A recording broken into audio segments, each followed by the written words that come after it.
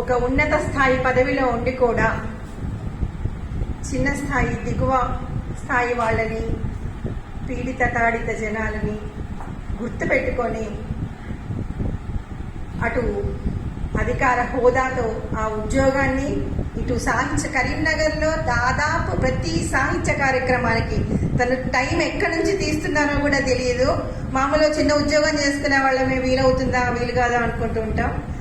ఎక్కడి నుంచి టైం తీస్తున్నారో తెలియదు కానీ where there is a mind will అంటారు కదా, అట్లానేమో అట్లా సాహిత్య లోకానికి వెన్నుదున్నగా నిలుస్తూ ప్రజల పరిపాలనలోనూ తన వంతు బాధ్యతను అద్భుతంగా నిర్వహిస్తున్న మన అడిషనల్ కలెక్టర్ శ్రీ శ్యామ్ ప్రసాద్, రాష్ట్ర అధ్యక్షులు, రాష్ట్ర స్థాయిలో తెరవేణి నడిపిస్తున్నటువంటి గాదోజు నాగభూషణ్ సార్ వేదిక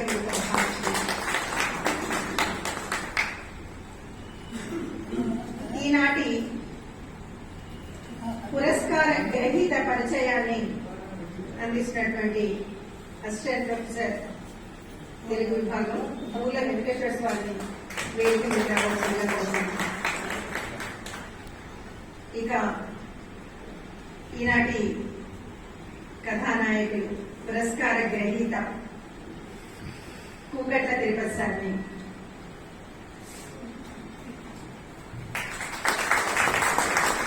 పొద్దంతా బాలకామికులుగా పనిచేస్తూ రాత్రిపూట బడిలో ఆరోగ్యం వరకు చదువుకున్నానని చెప్పుకుంటారు సార్. అంటే చిన్నప్పటి నుంచి కష్టించి పైకి ఎదిగిన తత్వం, అందుకే తను రాసే కవిత్వంలో కూడా ఆ కష్టం కనబడుతూ ఉంటుంది. ఒక రైతు గురించి కానీ దేని గురించి రాసినప్పటికీ కూడా దిగువ స్థాయి వాళ్ళ కష్టాలు, ఒక రైతు కష్టాలు, ఒక శ్రామికుడి కష్టాలు దాన్ని గుర్తెరిగి రాస్తూ ఉంటారు. సార్ ఒకటే తిరుపతి సార్ మొట్టమొదటి కవిత గోకుల ప్రభ మాసపత్రికలో మన జాతికే వెలుగంట అనే కవిత, అంటే 2000 ఇయర్లో 2020 దాటేసాం మనం. 20 ఏళ్లుగా సాహిత్యంలో తను కొనసాగుతుందని ఆ సాహిత్యం. ఇక పురస్కారాలకు వస్తే తెలంగాణ సాహిత్య పురస్కారం మొదలుకొని ప్రజాకవి కాళోజీ పురస్కారము, గుర్రంజాషువా పద్య కవితా పురస్కారాలు కూడా తను అందుకున్నారు. ఒక కవిగానే కాదు, రంగస్థల నటుడుగా కూడా తను సుగ్రీవుడు, వశిష్ఠుడు, భరతుడు లాంటి పాత్రని పోషించారు. సో కళాపోషణ ఒకవైపే కాదు, ఉపాధ్యాయ వృత్తి, కవి, రంగస్థలం అన్ని బహుముఖ ప్రజ్ఞాశాలిగా విరాజిల్లుతున్నటువంటి మన కూకట్ల తిరుపతి సారికి ఈరోజు ఈ అలిశెట్టి ప్రభాకర్ గారి పురస్కారం రావడం నిజంగా చాలా సంతోషదాయకం. వారికి శుభాకాంక్షలు అందజేస్తూ ఈ కార్యక్రమాన్ని కొనసాగించవలసిందిగా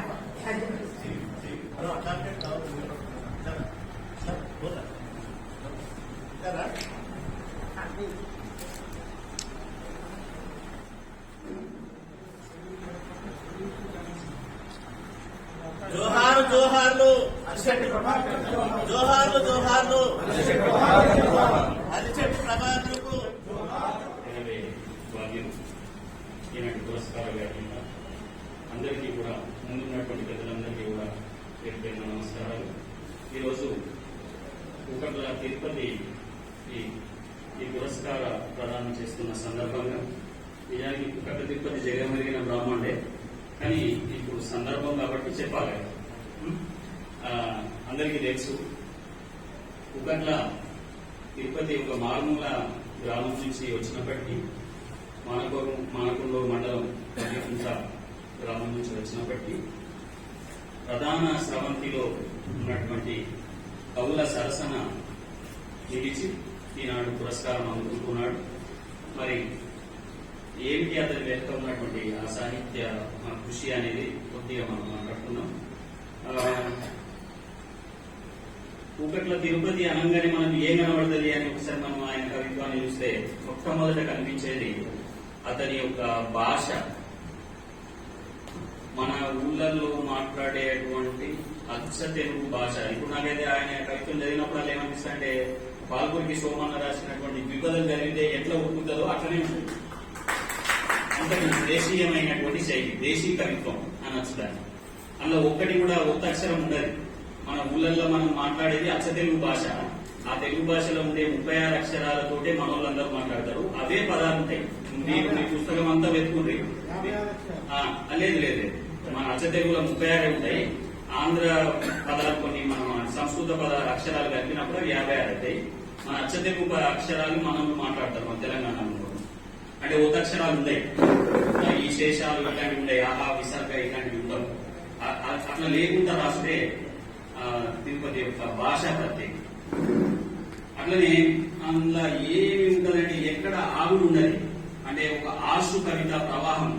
అంటే మన ఊళ్ళలో మాట్లాడితే ఎట్లయితే అలగుంటా మాట్లాడతారో అట్లనే ఉంటుంది. రాసింది కూడా అట్లనే ఉంటుంది. ఆశు కవిత ధోరణి ఎక్కువ కనిపిస్తుంది. అట్లనే ఇంకొకటి ఏంటంటే ఒక గొల్లకోరుతనం అంటే ఏది లోపల పెట్టుకుని ఉండదు. అంత ఉన్నది ఉన్నట్టుగా బయటికి మాట్లాడలేదు. గొల్లకోరు గుణం ఉన్నది. అంటే మనము ఆయన తోటి మనం వ్యక్తిగతంగా మాట్లాడి కూడా అట్లే ఉంటాడు. కవిత్వంలో కూడా అట్లనే ఉంటాడు. ఏదో కావాలని రాసు ఇట్లా ప్రత్యేకంగా కనిపించేది. అంటే ఏంది దీని అర్థం ఏంటి అంటే మలినం లేనటువంటి నిష్కల్మషమైనటువంటి పల్లెటూరి పిల్లగాడు, అట్లాంటి ఆ మందెంట పోయిన పిల్లగాడు, ఆ బాల కార్మికుడిగా ఉన్నటువంటి పిల్లగాడు తన తాత లేకపోతే తన నాయనమ్మ, తన ఊరు, తన పొలము, తను పెరిగినటువంటి ఊరి వాతావరణము, తన తెలంగాణ, తన బహుజన శ్రామిక పక్షము, ఇవన్నీ ఆయన యొక్క కవిత్వంలో కనిపిస్తాయి. అంటే ఎక్కడ ముక్కుకున్నా సరే మనకు దానిలో ఒకటి కూడా ఇదేదో కృతకంగా రాసిండు, ఇది కావాలని రాసిండు అనేది కనిపించదు. అయితే మనం చూద్దాం కొద్దిగా. ఒక పావు గంట మాట్లాడచ్చిన 20 నిమిషాలు మరి అది సాగు పెడితే ఆవేది మరి పోతుంది. అయితే పచ్చికుండ ఇచ్చుకపోయిన రంది, పచ్చని మొలక వచ్చలైన యాది, మనసు ముక్కలైన మనాలి. ఇప్పుడు మీరు ఇలా ఏమన్నా ఏదైనా ఒక ఒత్తక్షరం కనిపిస్తారా? ఉండదు. పచ్చికుండ ఇచ్చుకపోయిన రంది, పచ్చని మొలక వచ్చలైన యాది, మనసు ముక్కలైన మనాది. అచ్చంగా పల్లెటూరులో మనం ఎట్లా మాట్లాడుకుంటామో అదే మాటలు కవిత్వం చేస్తాం. అట్లా అయితే ఇప్పుడు మనం మాట్లాడతాం, మనం కూడా మాట్లాడినట్టుగా రాస్తామంటే అది కవిత్వం అవుతుందా? కాదు. మరి మళ్ళా ఇందులో ఏమున్నది చూడండి, ఒక రంది, యాది, మనాది, అంత్యప్రాసం. అట్లనే ముంగట కూడా పచ్చికుండ, పచ్చని మొలక ఇట్లాగా. అంటే అది లోతైనటువంటి ఉండే లోపల నుంచి తన్నుకొచ్చినటువంటి ముచ్చట కాబట్టి అట్లా రాయగలుగుతాం. అట్లనే ఇంకా మనం కొన్ని ఆయన అంటే ముందే కొన్ని కవితలు చదువుకుంటే మనకు బాగుంటుంది. ఒక వర్ణన చేసింది చూడు మీరు. గండు తుమ్మెదలు పొదిగిన ముంగుళ్ళు, కౌసిప్పలోలే కన్ను, అలా చంద్రవంకల జమిడి రూపుల ప్రభలో మొదలైనటువంటి మొదటి కవిత. ఆ తర్వాత ఆయన పనిచేసినటువంటి ప్రాంతాల్లో కొన్ని చోట్ల కార్మికుడిగా కూడా పనిచేసిండు. మంచిర్యాల లాంటి ప్రాంతాల్లో పనిచేసిండు. అక్కడ కొన్ని సభల లోపల గద్దర్ లాంటి వ్యక్తుల యొక్క ఆ మాటలు కావచ్చు, ఆ పాటలు కావచ్చు, ఇట్లాంటివి తనను బాగా ఆకర్షించినాయి. అట్లనే చిన్నప్పటి సంధి కూడా ఆయనకు నాటకాలు, సీతారామ రామాయణమో లేకపోతే ఇట్లాంటివి ఏవైతే ఉన్నాయో ఆ ఊళ్ళల్లో వేసేటువంటి నాటకాల యొక్క ప్రభావం ఉంది. ఆయన కూడా స్వయంగా నాటకాలలో పాత్రలు పోషించాడు.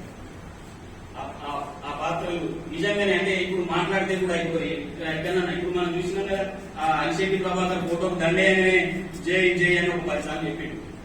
అంటే ఊరు ఒక రకమైనటువంటి అంటే లోపల దాచుకునే తత్వం కాదు. ఏది ఉన్నా సరే ఆ సమయానికి అనుగుణంగా మాట్లాడేస్తాడు. అది అతనిలో ఉన్నటువంటి అది ఏ కల్మషం లేనటువంటి తత్వానికి సూచన. అయితే ఇట్లా మరి వ్యవసాయం చేసి ఇప్పటికి కూడా వ్యవసాయం చేసుకున్నాడు. అట్లనే ఇప్పుడు మనం నేను ఎక్కడో తక్కువ మేల్కొలుపు అనేది 2005లో మొదలైంది. దాని తర్వాత 2006లో ఏం చేసిందంటే చదువులమ్మ అనే పేరుతో ఒక శతకం రాసింది. ఎంత అద్భుతమైనటువంటి శతకం అంటే చూసిన అందులో అన్ని ఆటవేలదులే కానీ ఒక 2 సీసాలు కూడా రాశాడు. విశ్వజనులకెల్ల విజ్ఞానమందించు పూతమౌ వేదాలు పుట్టెనిచట, దేశ భాషలయందు తెలుగు లెస్సైనట్టి ఆంధ్ర రాష్ట్రం ఇది అన్నపూర్ణ పౌరుషంబు గల్గి పూరులెల్లను సల్పు వీర తెలంగాణ విలుమునాది కల్లోల రహితమై కలకలలాడేటి కలల కానాచిన కరివినగరు అదియు మానేరు తీరాన నవ్యముక్కు మానకొండూరనెడి ఊరున మండలంబు ఇప్పుడిప్పుడే పెను నిద్ర విప్పుకొనెడి మద్దికుంటను ఊరున మాతృభూమి. అంటే ఎక్కడ ఆటంకం లేదు, సీసమే అయినప్పటికీ కూడా కావాలని ఏది కోసం రాష్ట్ర కోసం వెతుకులాడినట్టుగా ఎక్కడ లేదు. ఇప్పుడిప్పుడే పెనునిద్ర విప్పుకొనేది మద్దికుంట నా మాతృభూమి అన్నాడు. అంటే నా ఊరు ఇప్పుడిప్పుడే నిద్ర నుంచి మేల్కొంటోంది, ఇక్కడ ఉన్నటువంటి ఈ చీకట్లు ఈ అంధకారం ఏదైతే ఉందో అది ఇప్పుడిప్పుడే ఒక జాగృతి వస్తుంది ఈ ఊర్లో అని రాసినటువంటి వాడు. అట్లనే తన వంశం గురించి కూడా, అంటే ఇది బహుశా నేను అనుకుంటా మేల్కొట్టు రాసినప్పుడు ఆయన వచన కవిత్వం రాసిండు. కొద్దిగా ఎవరో పండితులు ఉండి ఇది రాస్తే ఎన్ని రోజులు చెప్తారా, నువ్వు మంచిగా పద్యాలు రాయి, నువ్వు పండితులు కదా ఎవరో అన్నట్టున్నారు. బహుశా ఎవరో తెలుసు అంటించే వరకు అరే నీ నాకు ఇది శాత కదా నేను రాస్తా అని శతకం రాసింది అనుకుంటా. బహుశా 2006 వచ్చింది. వచన కవిత్వం తర్వాత పద్య కవిత్వం రాసింది. జనరల్ గా పద్య కవిత్వం రాసి వచన కవిత్వం రాస్తాడు. అప్పుడు అట్లా రాసిండు. మళ్ళా దాంట్లో ఉన్నది కూడా ఏమున్నది, చాలా వరకు కూడా చాలా అద్భుతమైనటువంటి నీతులు ఉన్నాయి. చదువులమ్మ శతకం, దాని మకుటము చదువులమ్మ చక్కజేయుమమ్మ చదువులమ్మ అనే పేరుతో 118 పద్యాలు రాస్తారు. సాధారణంగా 108 రాస్తారు, 100 రాస్తారు, 101 రాస్తారు, ఇది 118 రాస్తారు. అయితే తన గురించి చెప్పుకోవడం అనేది పాత కావ్యాల్లో సంప్రదాయం. అంటే తన వంశం గురించి, తన పూర్వీకుల గురించి, తన కవిత్వం ఎట్లా అబ్బింది, తన కవిత్వంలో ఏం చేయబోతున్నాడు అనేది చెప్పుకోవడం అనేది పాత సంప్రదాయ కవిత్వ లక్షణం. దాన్ని కూడా అందిపుచ్చుకున్నాడు. అంటే ఏంటంటే ఇప్పుడు సాధారణంగా ఒక కవికి ఇందాకనే అన్న చెప్పింది ఒక అంటే సమాజం పట్ల ఒక గొప్పనైనటువంటి కన్సర్న్ ఉంటుంది. అంటే తప్పకుండా సమాజాన్ని ఏదో కొంత మార్చాలి, సమాజంలో ఉన్నటువంటి మంచి చెడ్డలన్నింటినీ కూడా కొంత సమానం చేసేయాలి, అంతా మంచిగా జరగాలి అని కోరుకునేటువంటి వాడు.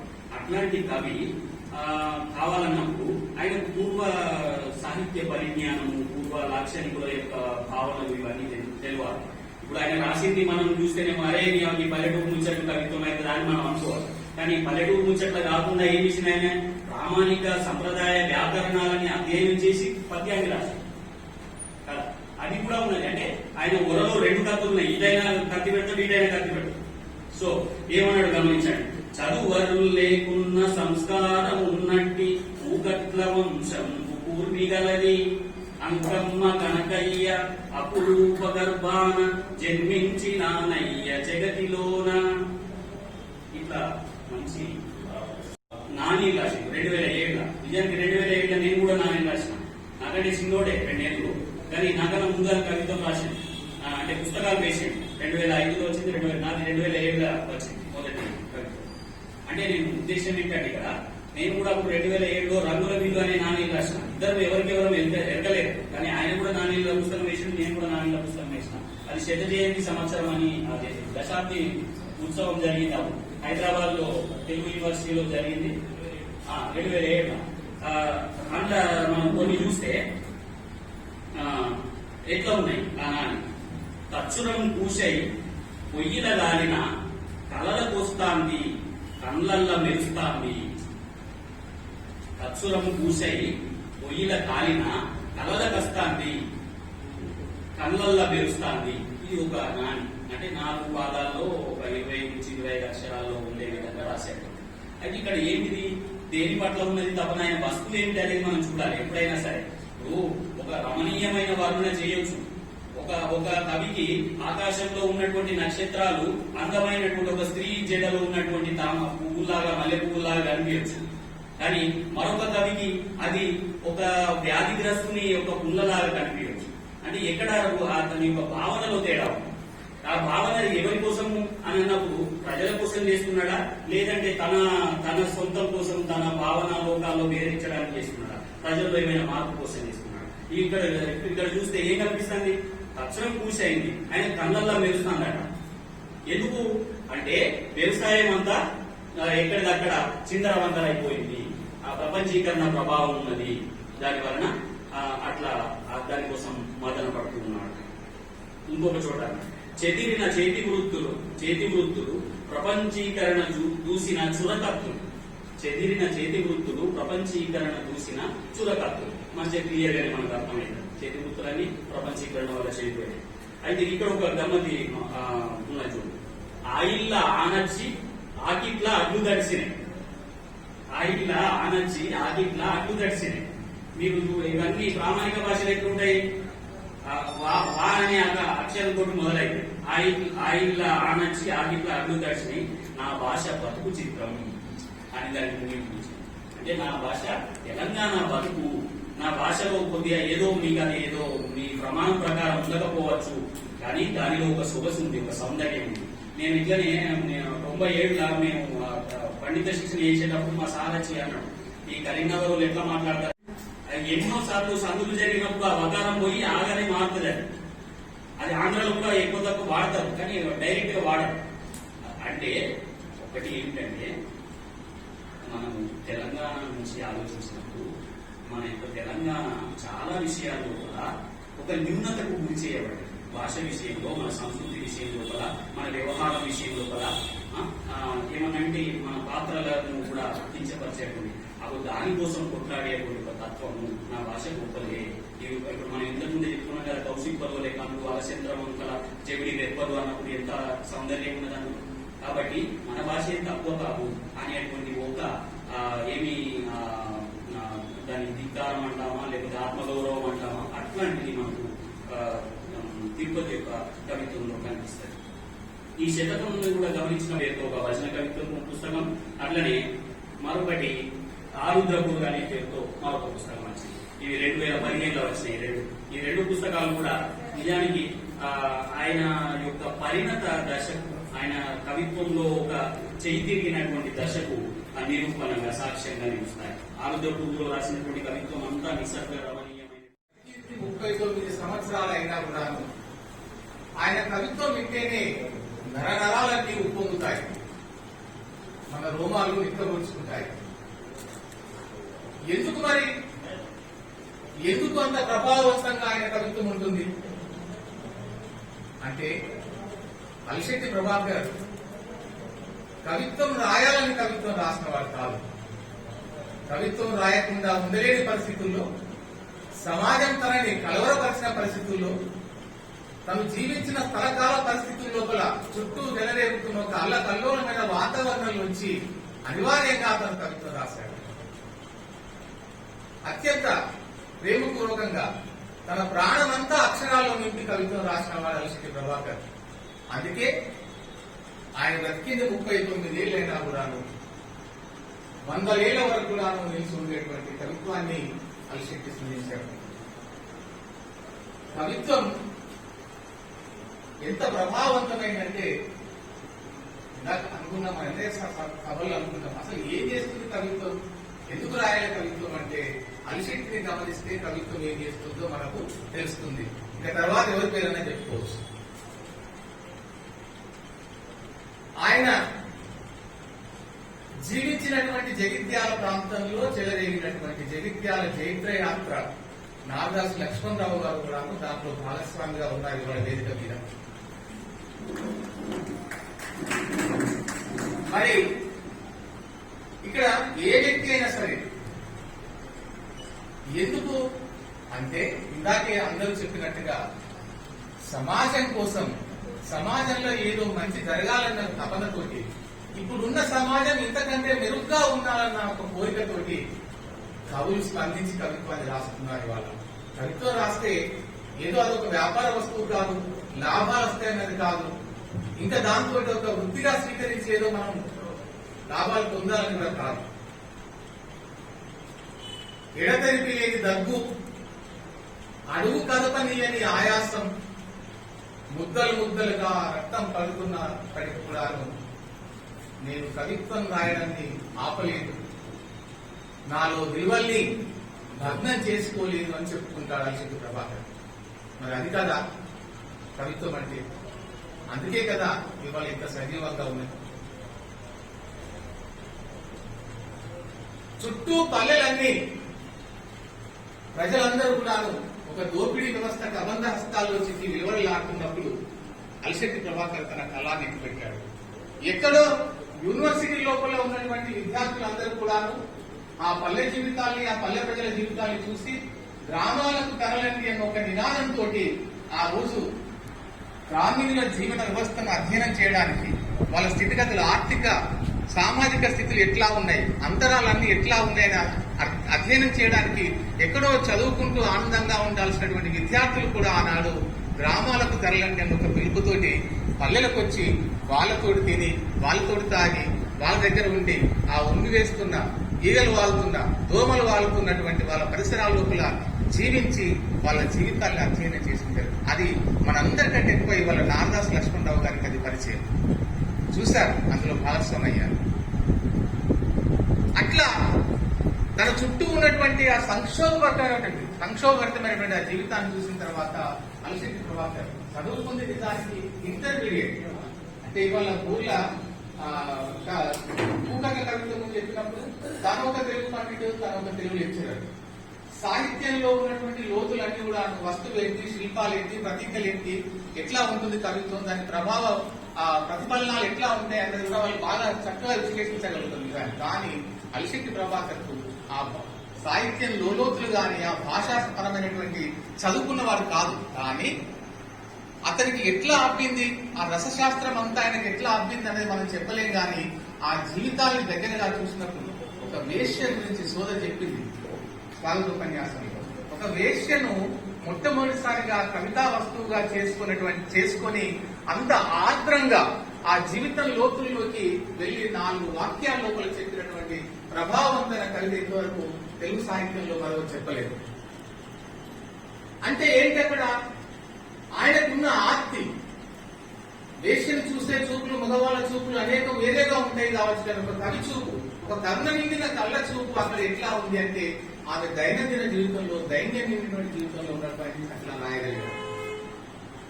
ఆయన ఏమంటాడు, తమ్ముడు నువ్వు వచ్చేటప్పుడు తప్పకప్పుడు ఇక్కడ కల్లోల వీరుని జ్ఞాపకమైన మోసుకురా, మళ్ళీ నాకు జగిత్యాల గుర్తుకొస్తుంది, జైత్రయాత్ర నన్ను కలవర పెడుతుంది అంటాడు. అంటే చూడండి, ఆ 4 వాక్యాల్లో మనం చెప్పుకున్నది ఏంటంటే ఆ జగిత్యాల జైత్రయాత్ర నేపథ్యం ఏంటిది, దాని మూలాలు ఏంటిది, దాని వెనకాల ఉన్న కార్యకారక సంబంధం ఏంటిది అనే విషయాన్ని మొత్తం ఆయన ఆవాహన చేసుకున్నది. కాబట్టి ఆ జైత్రయాత్ర వెనకాల ప్రజల కష్టాలు ఉన్నాయి, ఆ జైత్రయాత్ర వెనకాల ప్రజల అణచివేత ఉంది, ఆ జైత్రయాత్ర వెనకాల దశాబ్దాల దోపిడీ కూడా ఆయన కళ్ళగట్టినట్టు కనిపించింది. కాబట్టి ఆ వాక్యాలు రాసుకొని ఆ అక్షరాలను వాళ్ళ కోసం కవిత్వంగా మలిచాడు. నిజానికి ఆయన అనారోగ్యం పాలైనప్పటికీ కూడాను, టీబీ అతని శరీరం అంతా ఆవరించి చాలా కష్టంలో ఉన్నప్పటికీ కూడాను, మిత్రులంతా కూడా చాలా స్నేహశీలి, ఎంత ఓపెన్నెస్. తిరుపతి గురించి మనం మాట్లాడుకున్నాం, ఏమని చాలా ఓపెన్ గా ఉంటాడు, చాలా ఆయన అయితే స్నేహానికి ప్రాణం ఇచ్చేవాడు. అట్లా స్నేహితులందరూ కూడా ఆయన ఆరోగ్యం గురించి హెచ్చరించినా కూడాను ఆయన ఎక్కడ కూడా కాంప్రమైజ్ కాకుండా తన సొంత జీవితానికంటే, తన ప్రాణం కంటే మించి కూడా పడుకుంటే లేస్తే, మా బావగారు ఆయన దగ్గర అసిస్టెంట్ గా పనిచేశాడు కెమెరామెన్ గా ఉన్నప్పుడు. ఆయన చెప్పేది నాకు, రాయడము నచ్చకుంటే కాగితాలు తెలిపాడు, రాయడము నచ్చకుంటే కాగితాలు తెలిపాడు, పడుకున్నోడు సరైన లేస్తే ఒక్కసారి ఆయన ఏదో ఒక భావన వచ్చిందంటే వీటిని కవిత్వాన్ని రాశాడు. ఇట్లా ఆయన శ్వాస, ఆశ అన్ని కూడాను కవిత్వంతో వేసుకున్నాయి. కాబట్టి అందులో ఒక కవిత్వాన్ని అలిశెట్టి ప్రభాకర్ రాయగలిగారు. అగ్ని పద్యం నేను, దగ్ధ గీతం నేను, అక్షర క్షిపణి నేను, ఆయుధాలుగా రూపాంతరం చెందే ఆకలి నేపథ్యం నేను అంటారు. అంటే దీంట్లో ఆ ఆకలి నేపథ్యంలోంచి ఆయుధాలుగా రూపొందినటువంటి ఉద్యమాల క్రమాన్నంతా కూడా చూశాడు. కాబట్టి ఆయన ఉద్యమ కవిగా తన కవిత్వాన్ని అంత బలంగా చెప్పగలరు. ఊళ్ళో ఎంత అన్నారు, వస్తువు ఏందని ముఖ్యం, వర్ణించడం అద్భుతంగా పాండిత్యంతో ఎంతకంత మనం కవిత్వాన్ని వర్ణిస్తూ రాయొచ్చు. కానీ ఆ వస్తువు దేని గురించి కవి స్పందిస్తున్నాడు, దేనికోసం కవి రాస్తా ఉన్నాడు, దేనికోసం కవి పలవరిస్తున్నాడు అన్నది ఇవాళ సాహిత్యం లోపల ఆ కవి యొక్క స్థానాన్ని నిర్దేశించేటువంటిది అది. సిద్ధాంత గ్రంథాల సారమేది పడబోయకుండా సిద్ధార్థులు వదిలి వెళ్లిన ఈ రాజ్యం మీద నెత్తుని దారులు కలిగేందుకు కవిత్వం నాకు అవసరమైన ఆయుధమైంది అంటాడు. నెత్తుని దారులను కలిగేందుకు కూడా మళ్ళీ ఆయుధంగా మారింది ఏంటంటే కవిత్వమే. అంత లోతైన అధ్యయనం, అంత కమిట్మెంట్, సమాజం కోసం తను తపన పడుతున్న తీరు ఆయన అక్షరాల్లో ఉంది కాబట్టి అంత గొప్ప కవిత్వం రాస్తాడు.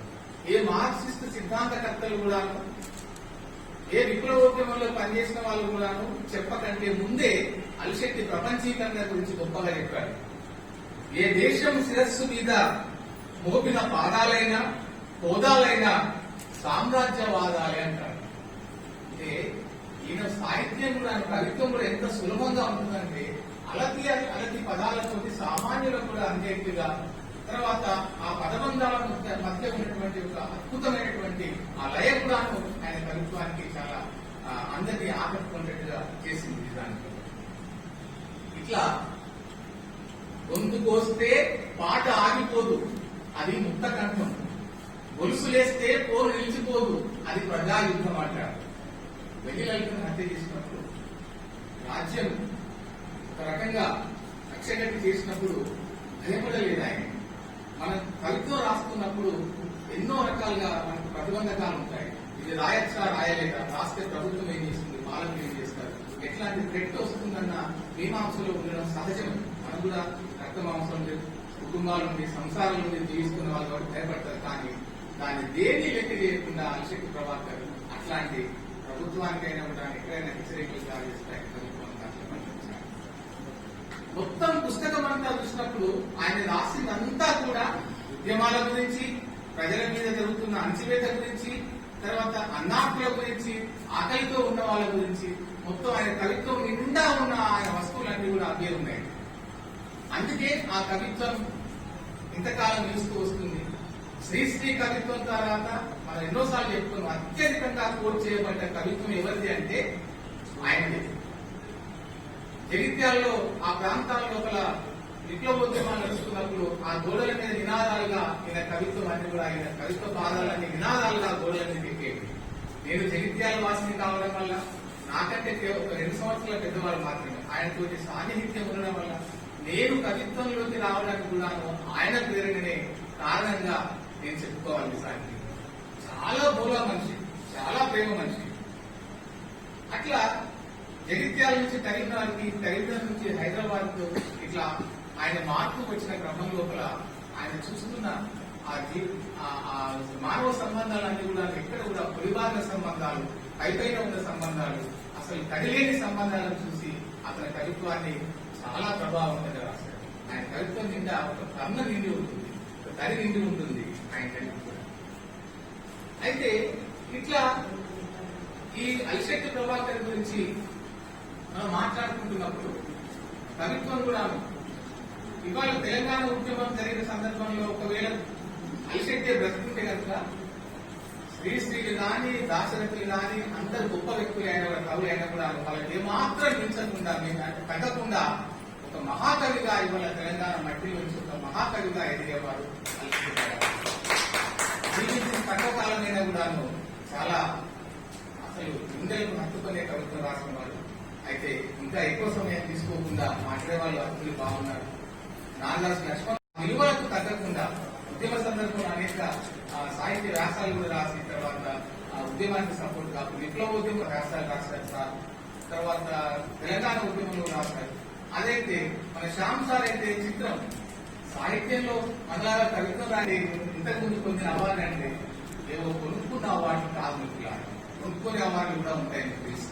కానీ మన రక్త మాంసాలని సాహిత్యం కోసం దాన్ని కేటాయించిన దానికి తెరవే జెండాను కొన్ని సంవత్సరాలుగా తెరవే జెండాను హృదయపూర్వకంగా గుండెకు హత్తుకొని ఆయన నడిచింది. ఈ అవార్డు వచ్చినందుకు మనకందరూ కూడా అవార్డు అంటే ఆయనకి కాదు మనందరికి వచ్చినట్టు కూడా, ఇంకా చెప్పాలంటే దేవని చెప్పినట్టు తెలంగాణ భాషకు వచ్చినట్టు, తెలంగాణ సంస్కృతికి వచ్చినట్టు, తెలంగాణ పల్లె జీవితానికి అవార్డు వచ్చినట్టు మనం భావించాలి.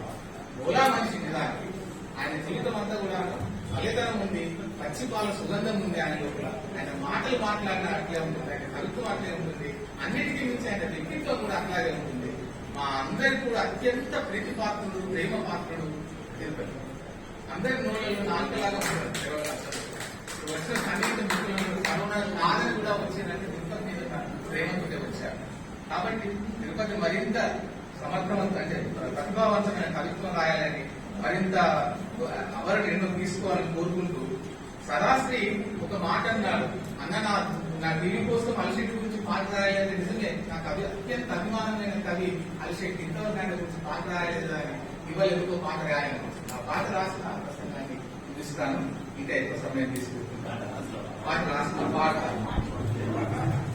పాట పాడి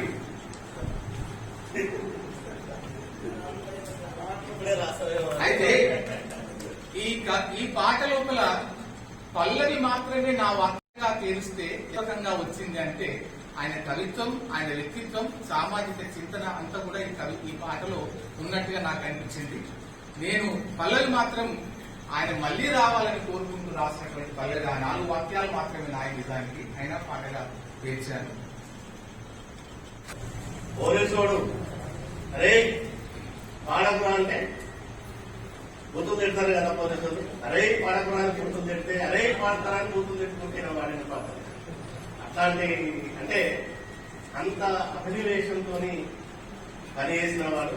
లక్ష్మణరావు సార్ కూడా మంచి గాయకుడు, బాగా మంచి గాయకుడు, మంచి గాయకుడు. ఉద్యమంలో పాడినట్టు తెలుసు. అంటే ఉద్యమంలో ఏ ఉద్యమం మరిదాసిన ఉద్యమం కాదు, ఆ ఉద్యమం లోపల వాడిన రైతాంగ ఉద్యమం లోపల వాడిన వాడు బాగా పాటలు పాడేది. మరి వాస్తవానికి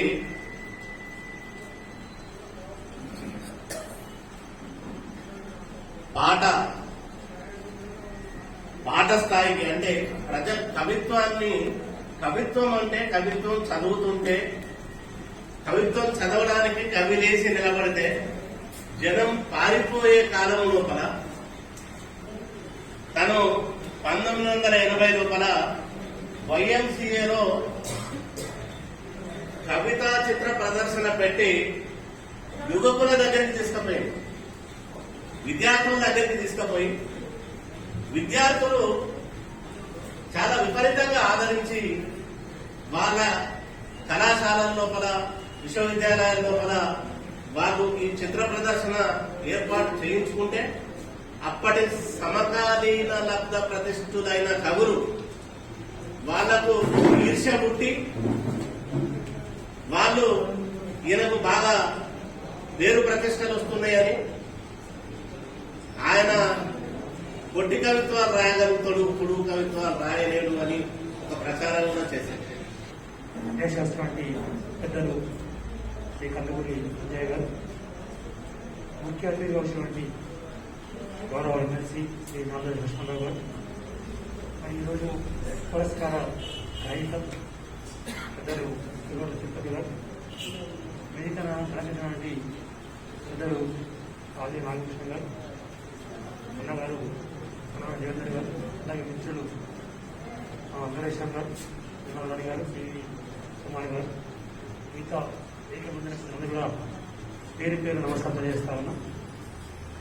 అరిశెట్టి గారు వారు చేసిన కవిత జరి గురించి అందరికీ ఇప్పటికే చెప్పడం జరుగుతూ ఉంది. వారందరికీ మాలాంటి వాళ్ళు కూడా కళలుగా మనకున్నారు. రాజు వారు పెట్టిన ప్రతి మాట బుల్లెట్ పుట్టలాగా వెళ్తా ఉంది. నేను చెప్పాలంటే ఈ రోజున కవులందరూ ఒకసారి అరిశెట్టి ప్రభావం గారు జీవిత చరిత్ర ఒకసారి మనం చేసుకోవాలి. అప్పుడున్న ఆకాంక్షల మధ్య, నిర్బంధాల మధ్య తన సొంత వ్యక్తిత్వానికి ఎక్కడ మచ్చరాకుండా, తనకు సొంత అవసరమైనప్పుడు కూడా అక్కడ ఏమి లొంగిపోకుండా, తన జీవితం పోతుందని తెలిసినప్పటికీ కూడా కానీ ఎక్కడ రాజీ పడలేదు. నేను నమ్మే సిద్ధాంతము నేను ఇలాగే ఉంటాను అని చెప్పి వారు ఆ రోజు ఒక దారి చూపించారు. ఈరోజు వారి కవిత్వ దారి మనం ఎంచుకుంటూ ఉండొచ్చు, కానీ వారి జీవితం పరంగా ఏదో దారి చూపించారో ఆ దారిపై ఈరోజు తెలంగాణ ప్రభుత్వం మరొక కూడా చెప్పి మరీ చేస్తాను. అది చాలా ముఖ్యమైన ఒక సంప్రదాయం. ఇక్కడ మనిషిని చంపుకోకుండా మీరు ఇచ్చే ఏది కూడా నాకు అవసరం లేదు, నేను నా ప్రభుత్వాన్ని ఆ మాటని ఇలానే చెప్తాను అని చెప్పి వారి చివరి వరకు కూడా అలాగే అనుకోవడం జరిగింది. తక్కువ వయసులోనే వారు కలవరించడం అనేది ఒక రకంగా మనందరికీ చాలా విషాదకర వార్త. నిజంగా తెలంగాణ వారు ఇంకా ఉండి ఉంటుంది. ఖచ్చితంగా మనం ఇప్పటికీ మంచి కవిత్వం చెప్పాలంటే మనం శ్రీశ్రీ చెప్తాం. దానికంటే ముందు అలిశెట్టి గారి గురించి ఫస్ట్ ప్రస్తావన వచ్చే అవకాశం ఖచ్చితంగా ఉండేది. కానీ దురదృష్టవశాత్తు వారు తెలంగాణ రాకముందే చనిపోవడం అనేది ఒక రకంగా మనందరం చేసుకున్న ఒక దురదృష్టం లాంటిది, ఒక పాపం లాంటిది చెప్పి భావిస్తా ఉన్నాం. మరి వారి సంస్కరణతో పెద్దలు నారదాసు లక్ష్మణరావు గారు శాశ్వత పురస్కార ప్రదాతగా ఉంది.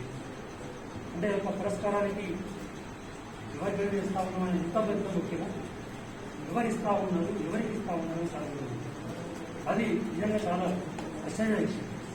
నాకు అనిపిస్తా ఉంది ప్రభాకర్ గారి పురస్కారం ఇవ్వడానికి లక్ష్మణరావు గారి గొప్ప వ్యక్తి కానీ మించే వ్యక్తికి ఎవరు లేదు. అదే వారు హక్కుగా ఇచ్చారు, నేను జరగాల్సున్నాను. ఎందుకంటే వారి హక్కు అది. వారి చూపిన బాధ నడిచిన వ్యక్తి కనుక, వారి దగ్గర చేసిన వ్యక్తి కనుక, సో అంతకు మించిన హక్కు గల వ్యక్తికి ఎవరు ఉన్నారు? ఈ హక్కుదారుని ఇస్తా ఉన్నారు. ఇంకా ప్రభాకర్ గారికి అన్ని రకాల వారసత్వాన్ని తెలియజేస్తున్న లక్ష్మణరావు గారి కూడా ఉన్నది నిజంగా చాలా సంతోషదాయకం. ఇందాకే పెద్దల గారితో మాట్లాడితే ఒక మాట అనడం జరిగింది. అన్న మీరు ఒకసారి మీ జీవిత చరిత్రలో రాసే అవకాశం ఉందా లేదో ఫాలో చేయండి అని కోరడం జరిగింది. ఎందుకంటే లక్ష్మణరావు గారి చరిత్రలో కేవలం లక్ష్మణరావు గారి చరిత్ర మాత్రమే కాదు, అది ఎంటైర్ గా మనం తెలంగాణ సంబంధించిన మొత్తం చరిత్ర వస్తుంది. తెలంగాణ ఏ రకంగా పడలేదు, తెలంగాణలో ఇంకా ఏ రకంగా మార్పులు తీసుకుంది అన్నది అన్ని కూడా లక్ష్మణరావు గారి చరిత్రలో కనిపిస్తుంది. అందుకని వారికి చూడడం జరిగింది. మీకన్నా మంచి తెలంగాణ చరిత్రని ఇంత మంచి చూపించే అవకాశం ఇంకెవరికి లేదన్నా మీరు ఖచ్చితంగా మీరు రాదని చెప్పి నేను ఇందాక చూడడం జరిగింది. వారు కూడా ఇప్పుడే మీరు నాకు ఇది పండించారు మహిళలు, ఇంకా నాకు ఆలోచన కాలేదు, చాలా చేస్తాను చెప్పి చెప్తా ఉన్నాను. ఎందుకంటే ప్రతి సంఘటన తెలంగాణ జరిగిన సంఘటన కూడా ఏదేమైనప్పటికీ కూడా అది ఒక మంచి మలుపుగానే ఉంటుంది. అది రైటిస్ట్ కావచ్చు, లెఫ్టిస్ట్ కావచ్చు, ఏ భావం అయినప్పటికీ కూడా ఆ సందర్భానికి అవసరమైన ఆ పరిస్థితులు ఖచ్చితంగా అవసరం వచ్చింది. కొంతమంది దాన్ని వివరించవచ్చు. ఆ తెలంగాణ జాతీయాలను మనం టీకాలు చేయాలని కొంచెం వివరించవచ్చు. కానీ ఆ తెలంగాణ సమాజంలో ఆడుతున్న పరిస్థితులు అనివార్యమైన పరిస్థితులు, దానివల్ల చాలా మార్పులు వచ్చింది. ఆ మార్పు మంచి జరిగింది. ఇది ఒక చరిత్ర చెప్తే తర్వాత ఈరోజు మనం చేసుకున్న నిర్ణయం మనకు మంచిదా చెడ్డదని ఈరోజు చెప్పలేకపోవచ్చు. కానీ ఒక 20 ఏళ్ళ తర్వాత, 30 ఏళ్ళ తర్వాత, 40 ఏళ్ళ తర్వాత ఆరోగ్య నిర్ణయం మంచిదా చెడ్డదన్నది చరిత్ర చెప్తుంది. అట్లాగే మనకు కరీంనగర్ జిల్లాలో కానీ తెలంగాణ జరిగిన ప్రతి మార్పు కూడా చాలా మంచి రకమైన మలుపులుగా మనం ఏదో చర్చ చేస్తా ఉన్నాం. సో అట్లాంటి ఆ చరిత్రలో ఒక భాగంగా ఉన్న చరిత్ర నిర్మించినటువంటి అసలు ప్రభాకర్ గారి పురస్కారాన్ని మరి గొప్ప వ్యక్తి. నేను ఇందాకే నేను అంటే నిజంగా ఒక్కతనం కాదు, దేవాలతో ఎప్పుడు సాధారణ అన్నాను. తెలంగాణ భాషనే దేవుని అంటారు. అట్లాంటి దేవాలయం మరి మన చీకటి బయటపెట్టి ఈరోజు తిరుపతి గారు నాకు స్ఫూర్తిస్తా ఉన్నారు అని చెప్పి వాళ్ళు చెప్తా ఉన్నది. తిరుపతి గారి చరిత్ర నేనుగా మీతో పాటు చదివడం జరిగింది. సో వారికి ఇవ్వడం అనేది నిజంగా చాలా గొప్ప విషయం. ఇందాక మరి నాగభూషణ గారు మాట్లాడారు, ఇది కొనుక్కునేది కాదు, నిజమే కొనుక్కునే అవసరం తిరుపతి గారికి అసలు లేదు. అది నమ్మని నమ్మే పరిస్థితి ఉండదు. ఖచ్చితంగా వారు కూడా నేను హక్కుదారి. నిజంగా ఎట్లయితే వారికి ఇచ్చే హక్కుందో వారు తీసుకునే హక్కునేమని భావిస్తాము. హక్కుదారికి అది తిరిగి వారి మానవాళ్ళలో వారికి ఒక మానలాగా ఈరోజు పుష్పొచ్చిందని భావిస్తా ఉన్నా. అట్లాగే తిరుపతి గారి నుంచి ఇంకా మంచి కవిత్వం ఖచ్చితంగా వస్తుందని చెప్పి భావిస్తా ఉన్నా. ఇంకా చాలా పెద్ద మంచి సంకలనం అనేది రావాలి. అట్లా వెంకటేశ్వర గారికి నా కోరిక ఏంటంటే వారి యొక్క కవిత్వం మీద మీరు బాగా విశ్లేషణ చేశారు, కానీ దాని మీద ఒక థీసిస్గా రావాలి. పిహెచ్డి గ్రంథము, ఎంపీల గ్రంథం కూడా ఇంకా తిరుపతి గారి మీద వారి కవిత్వం మీద రావాల్సిన ఆవశ్యకత ఉందని భావిస్తాను. ఎందుకంటే తెలంగాణ పదాలు అంత ఈజీగా అర్థమయ్యేది ఉన్న పోరాటం. మీరు మాట్లాడిన కులంగా మాట్లాడే పరిస్థితి ఈ రోజున పరిస్థితి కనపడదు.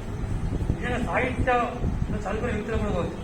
లేదా మీరు ఉస్మానియా యూనివర్సిటీకి వెళ్ళో లేదా కాకతీయ యూనివర్సిటీకి వెళ్ళో ఏమైతే తెలుగు చదువుతున్న పోరాటం పిలిచి కూడా మన నిజంగా తెలంగాణ భాష ఇందాక చెప్పినట్టు 36 అక్షరాల ఆ భాషతో మాట్లాడితే మనకు అర్థమయ్యే పరిస్థితి ఉండదు. మనం దాన్ని మన డిక్షనరీ చెప్పాల్సిన పరిస్థితి వస్తుంది.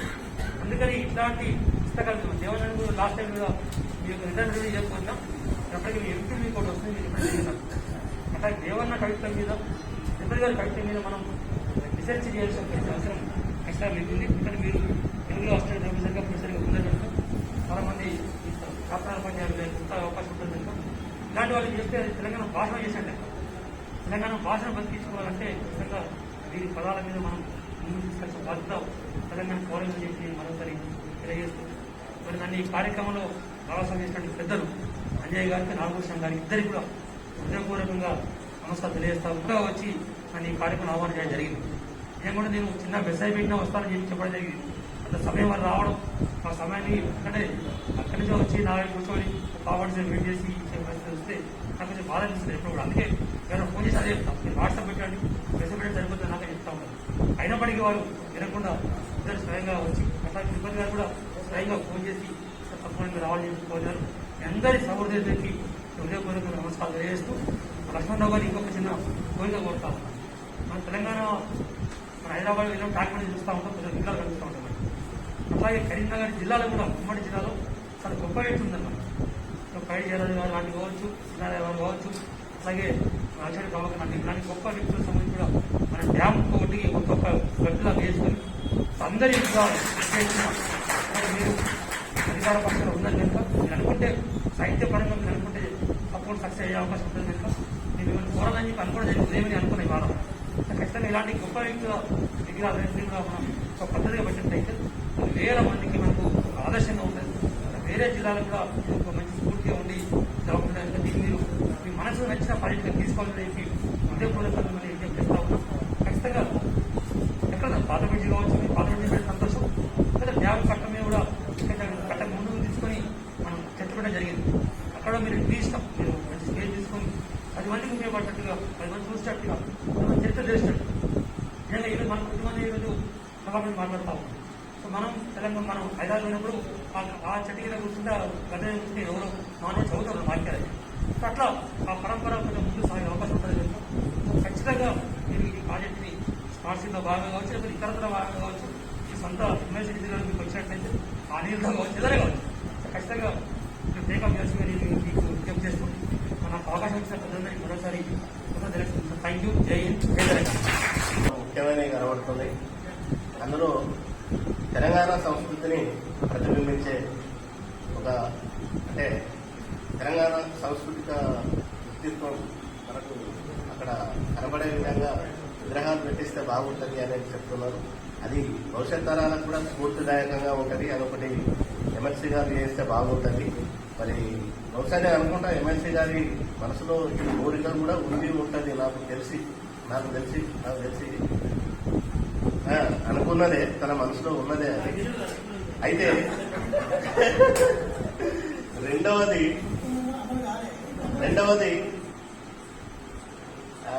లక్ష్మణరావు సారు తన జీవిత చరిత్ర రాయవలసిన అవసరం ఎట్లయినా ఉంది. అది ఆయన మీద అదొక చారిత్రక బాధ్యత అని నేను అనుకుంటున్నాను.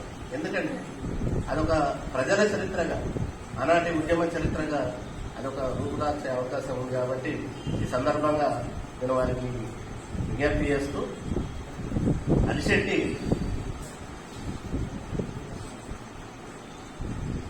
ఇంద్రవెల్లి గోండున గుండె నింపరం, ఈ గుండు తుపాకులకేం తెలుసు, ఈ దుగ్లక్ ప్రభుత్వాలకేం తెలుసు అని ఆయన ఒక కవితా స్టాండ్ను అప్పుడు గోడల మీద మనం నినాదంగా చదువుకున్నాం. మేము డిగ్రీ చదువుకునేటప్పుడు, ఇంటర్ చదువుకునేటప్పుడు గోడల మీద దీన్ని నినాదంగా చదువుకున్నాం. అంటే ఇంద్రవెల్లి కార్పుల తర్వాత రాసిన స్టాండ్. మరి అట్లాంటి నినాద స్థాయికి ఎదిగిన గొప్ప కవిత్వం రాసిన కవి, వారి స్ఫూర్తితోని మరి లక్ష్మణరావు సార్ కూడా వాళ్ళిద్దరు కలిసి నడిచిన వాళ్ళు. అయితే అలిశెట్టి ప్రభాకర్ ఎప్పుడు కానీ 2 అంశాలు ఉంటాయి. ఒకటేమో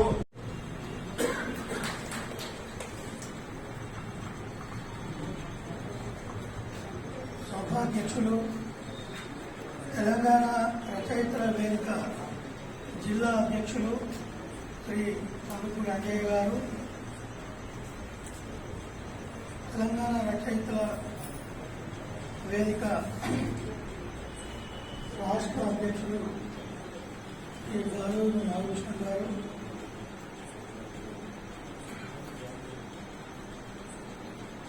తెలంగాణ రచయితల వేదిక ఉపాధ్యక్షులు శ్రీ గూడ వెంకటేశ్వర గారు, ఉపాధ్యక్షురాలు శ్రీ కోట నిర్మలారాయణ గారు, తెలంగాణ రచయితల వేదిక కార్యదర్శి టి రామన్ గారు,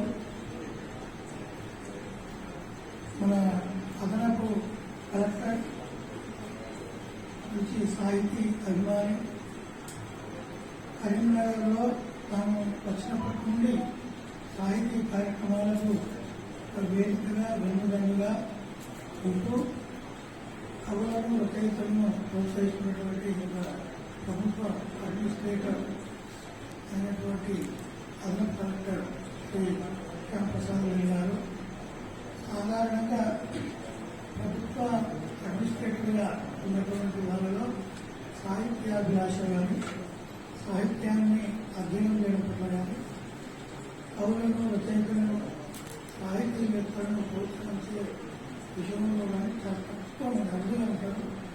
దాంట్లో వార్తలు అది మన ఏనుగు నరసింహ గారు కూడా ఉన్నారు, ఇట్లాంటి శ్యామప్రసాద్ రావు గారు, తర్వాత ప్రముఖ రచయిత అన్నవరం దేవేందర్ గారు, ఈనాటి హరిశక్తి ప్రభాకర్ పురస్కార గ్రహీత మంచి రచయిత అయినటువంటి శ్రీ కోగట్ల తిరుపతి గారు, ఈ కార్యక్రమంలో పాల్గొంటున్నటువంటి కవులకు రచయితలకు, ఈ సాహిత్య చదువులకు, సాహిత్యాభిమానులకు, మీడియా మిత్రులకు అందరికీ నా హృదయపూర్వక నమస్కారాలు తెలియజేస్తున్నాను. అదేవిధంగా మీకు అడ్వాన్స్గా అంటే కొద్ది గంటలలో సంక్రాంతి రాబోతున్నాను భోగిగా, దాని సందర్భంగా మీకు సంక్రాంతి భోగి పండుగ సందర్భంగా శుభాకాంక్షలు తెలియజేస్తున్నాను. అదే మరణం అనివార్యమైన సందర్భంలో మరణించి జీవించిన వాళ్ళు మహనీయులుగా మిగిలిపోతారని చెప్పి ఒక నాలుగు మహనీయులు, గొప్ప మహనీయులు పుట్టినరోజు. ఒకటి స్వామి వివేకానంద సాహితీ అంటే స్వామి వివేకానంద గారు ఈ అరిషట్ ప్రభాకర్ చాలా సార్వత్రిక కోరికలు ఉన్నాయి. తాను చిన్న వయసులోనే పెద్ద వయసులోనే స్వామి వివేకానంద ప్రపంచవ్యాప్తంగా ప్రఖ్యాతులు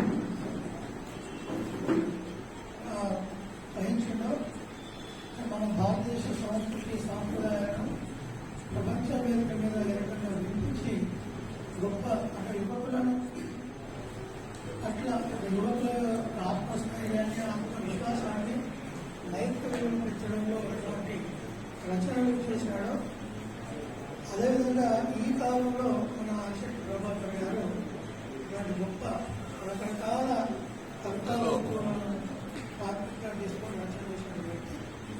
ఈ ఇద్దరు ఈరోజు ఉన్నటువంటి రోజు అంటే ఈ జనవరి 12 ఒక గొప్ప దినంగా మనం భావించుకోవచ్చు. అంతేకాకుండా హరిశక్తి ప్రభాకర్ మరణించిన రోజు కూడా ఇదే రోజు రావడం యాదృచ్ఛికమైనప్పటికీ అది ఆయన పుట్టినరోజు ఇదే, తర్వాత మరణించిన రోజు కూడా ఇదే.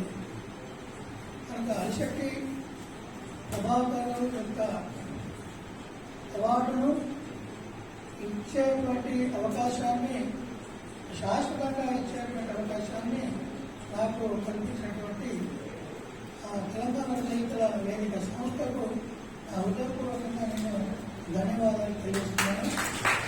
అంతకుముందు ఈ అవార్డును ప్రవేశపెట్టిన తర్వాత విజయన్ రెడ్డి గారు ఇచ్చిన రమేష్ రెడ్డి శ్రీ చైతన్య ఇంజనీరింగ్ కాలేజీలో యమాని రమేష్ రెడ్డి గారు ఇస్తే దాని తర్వాత నేను కబ్జా పెట్టి జరిగింది. అది నాకు వచ్చినటువంటి అవకాశం నేను గర్వంగా భావిస్తున్నా. ఎందుకంటే ఒక మిత్రుడికి సాహితీవేత్తలు తర్వాత అనేక రకాల సన్నిహితమైనటువంటి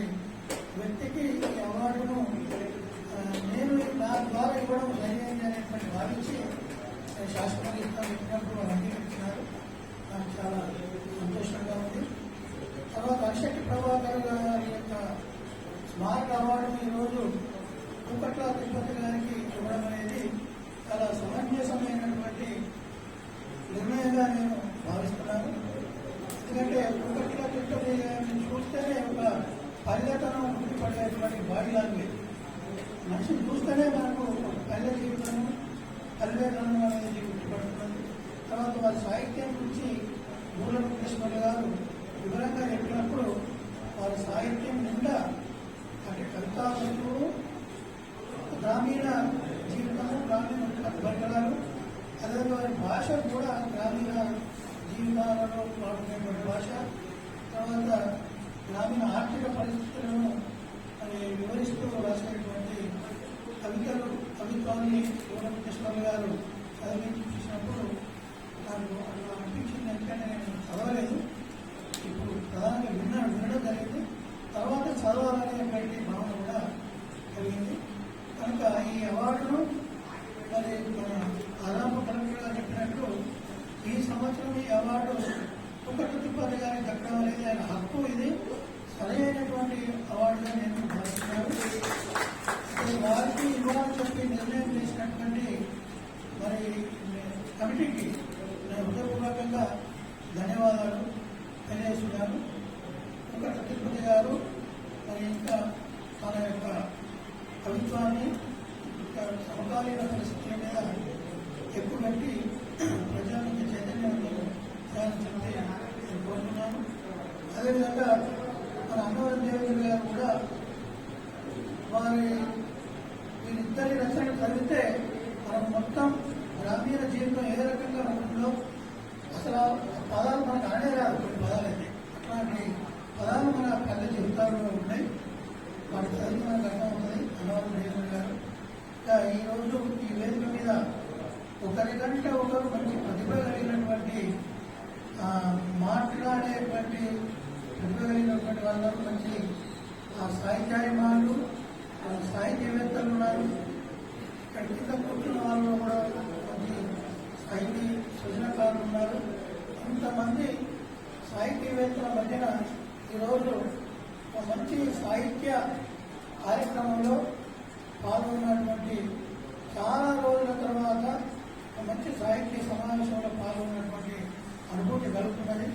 ఈ మధ్యకాలంలో దాదాపు 2 సంవత్సరాల అవుతుంది కావచ్చు ఈ సాహిత్య కార్యక్రమాల్లో నేను ఎక్కువగా పాల్గొనలేదు. కానీ ప్రతిసారి వార్తలు చదువుతున్నాను. శ్యాంప్రసాద్ గారు పుస్తకావిష్కరణలు, వారి మాటలు రోజు ఇవాళ కూడా చదివిన క్యాంప్ ఆఫీస్లో పుస్తకావిష్కరణ జరిగింది. కనుక మీ అందరి మధ్యన ఈరోజు ఈ కార్యక్రమంలో పాల్గొనడం ఆనందంగా ఉంది. తర్వాత చాలా మంది అంత మంచి విషయాలు చెప్పినారు. గాజోలు రామకృష్ణ గారు మంచి గాయకుడు, మంచి సాహిత్య అంటే పటుత్వం ఉన్నటువంటి పదునైన భాష ఉన్నటువంటి వ్యక్తి. మరి వారు చాలా రచనలు చేశారు. అవన్నీ కాగితాల మీద ఉన్నాయి. పుస్తక రూపం తీసుకురామంటున్నప్పుడల్లా తీసుకొస్తామంటున్నాను. ఇప్పుడైనా తీసుకోవాలని చెప్పి సంప్రదించాను. తర్వాత అరిశెట్టి రచనలను ఇంగ్లీష్లో తర్జుమా చేస్తే బాగుంటుంది అని చెప్పి వాళ్ళ బి మోసం అని జగిత్యాల వాసి ఆయన ఆర్టికల్ రాసినారు. వాళ్ళ మనసు తెలంగాణ వచ్చింది. వాళ్ళ సూచన బాగుంది. అయితే ఎవరైనా కూడా మరి అరిశెట్టి రచనలను ఇంగ్లీష్లో ట్రాన్స్లేట్ కనుక చేస్తే అంటే ఆ భావం పడిపోకుండా తర్వాత దాని పట్టు ఏదైతే ఉంటుందో ఆ స్ఫూర్తి దెబ్బతినకుండా ప్రతిభగలిగిన వాళ్ళు వాళ్ళతో ఇస్తే బాగుంటుంది. ఆ రకంగా చేసినట్లయితే ఆ ఇంగ్లీష్ వర్షన్ను నేను ముద్రిస్తానని చెప్పి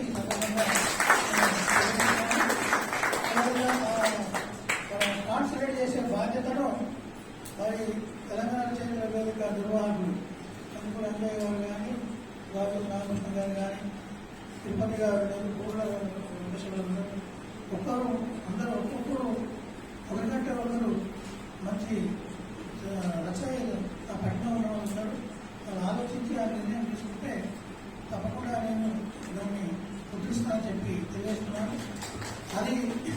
వెంటనే రేపటి నుంచి మన కార్యక్రమాన్ని మీరు మొదలుపెట్టాలని చెప్పి కోరుతున్నాను.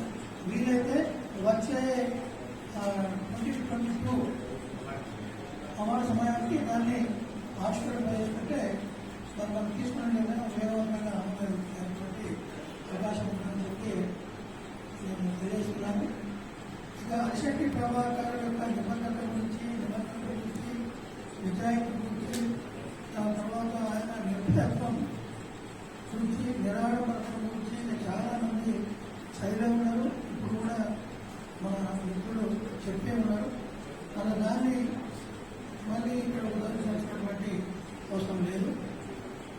కాకపోతే అరిశెట్టి ప్రభాకర్ తాను రాసుకున్న దాని ప్రకారంగా జగిత్యాల జయత్రయాత్ర లేకుండా నా కవిత్వానికి పునాది లేదు, నా కవిత్వానికి కొంత వస్తువే లేదని చెప్పి అని చెప్తున్నాడు. నిజంగా జగిత్యాల జయత్రయాత్ర ప్రభావం మన కవిత్వం మీద నిరంతరంగా ఉన్నది. ఆ జగిత్యాల జయత్రయాత్ర ఏదైతే దానికి ఆ కార్యక్రమం ఆ పేరు వచ్చిందో ఆ కార్యక్రమంలో ప్రధానంగా పాల్గొన్న వ్యక్తిగా నేను ఉండడం, తాను కూడా అదే విషయాన్ని చెప్పడం ద్వారా మరి అరిశెట్టి ప్రభాకర్ జీవించి ఉన్న కాలాన్ని మనం అర్థం చేసుకోవచ్చు. ఏ రచయిత అయినా తన రచనా కాలాన్ని మనము ఒకసారి విశ్లేషించుకోవాలి. ఎవరు రచన చేసిన ఆ రచయిత జీవించి ఉన్న కాలం ఎట్లాంటిది, తర్వాత ఒక రచయిత తాను జీవించి ఉన్న కాలానికి అనుగుణంగా తన రచనలను తన స్పందనను రచనల ద్వారా ఎవరైతే తెలియజేస్తారో అతడే నిజమైనటువంటి కవిగా మనం పేర్కొనవచ్చు. అదే అరిశెట్టి ప్రభాకర్ రచన ఆయన జీవించిన కాలం, ఆయన రచనలు చేసినటువంటి కాలాన్ని మనం ఒకసారి పరిశీలించినట్లయితే అది 1970వ దశాబ్దం, 80వ దశాబ్దం. ఈ 2 దశాబ్దాలు చాలా ప్రజా ఉద్యమాలు, విప్లవోద్యమాలు గ్రామాలలో ఎక్కడెక్కడ జరుగుతున్నటువంటి సందర్భం, పోలీసుల అణచివేతలు, భూస్వాముల దోపిడీలు, దాని తర్వాత ఎక్కడెక్కడ అరెస్టులు, తన జీవితం అంతా కల్లోలమైనటువంటి పరిస్థితుల్లో అరిశెట్టి ప్రభాకర్ జీవించి ఉండడం కనుక వాటి ప్రభావం ఆయన ఉండి ఆయన చేసినటువంటి రచనలు మనకు కనబడతాయి. కనుక ఒక రచయితను మనం అర్థం చేసుకోవాలంటే ఆయన జీవించి ఉన్న కాలాన్ని మనం పరిశీలన చేయాలి. ఆయన జీవించి ఉన్న కాలం అట్లాంటి కాలం, అది దుఃఖపూరితమైనటువంటి కాలం. ప్రజలు విరోచితంగా మరి పోలీసుల దౌర్జన్యాలకు కూర్చొని నిర్మాణాలకు విధంగా పోరాడుతున్నటువంటి సందర్భం అది. తర్వాత ఆ పేదరికం కూడా భయంకరమైనటువంటి పరిస్థితులు. ఆ పరిస్థితుల నుంచే మరి ఆ వేశ్యత రావడం, ఆ తర్వాత భూస్వాముల అట్టహాసాలు, వారి జీవన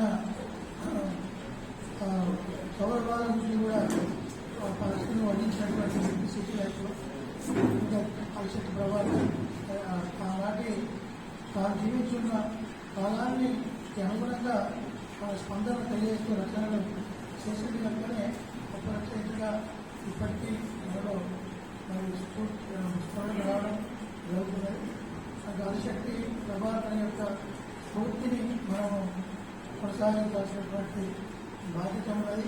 తర్వాత ఈ పల్లె పదాలు, పల్లె జీవితము, పల్లెలలో ఉండేటువంటి ఆర్థిక అభివృద్ధి మనం కవిత్వంలో కొనసాగిస్తూ మనం జీవించి ఉన్న ఈ కాలానికి, ఈ సందర్భాలకు, ఈ పరిస్థితులకు అనుగుణంగా స్పందిస్తూ మన రచనలు కొనసాగించాలని చెప్పి ఉన్నటువంటి రచయితలకు విజ్ఞప్తి చేస్తూ అప్పుడే మరి అరిశెట్టి ప్రభాకర్కు మనం అర్పించేటువంటి నిజమైన నివాళి, నిజమైన జ్ఞాపిక అని చెప్పి తెలియజేస్తూ ఈ కార్యక్రమానికి మనం ముఖ్య అతిథిగా ఆహ్వానించి ఈ అవార్డు నా చేతుల మీద ఇవ్వడానికి అవకాశం కల్పించినటువంటి తెలంగాణ రచయితల వేదిక సంస్థకు, నిర్వాహకులకు నా ఉద్యోగంగా ధన్యవాదాలు. ఓ పాతాల గంగ వేసుకొని ఆనాటి కవిత్వాన్ని, ఆనాటి జీవితాన్ని తవ్వుకొని మళ్ళీ మనం మనుషులుగా పునరుద్ధానం చేద్దాల్సిన అవసరం ఉన్నది.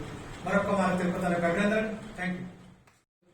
తెలంగాణ రచయితల వేదిక కరీంనగర్ జిల్లా అధ్యక్షులు కట్టెపల్లిక కవిగా ఖ్యాతిగాంచిన కందుకూరి అంజన్న గారు, నేటి కార్యక్రమానికి ముఖ్య అతిథి అరిశెట్టి ప్రభాకర్ స్మారక సాహిత్య పురస్కార శాశ్వత ప్రదాత, ప్రజా ఉద్యమ నేత, రాజకీయాల్లో ఉంటున్నప్పటికీ కూడా ఆ మగిలిని అంటించుకున్నటువంటి నాయకులు.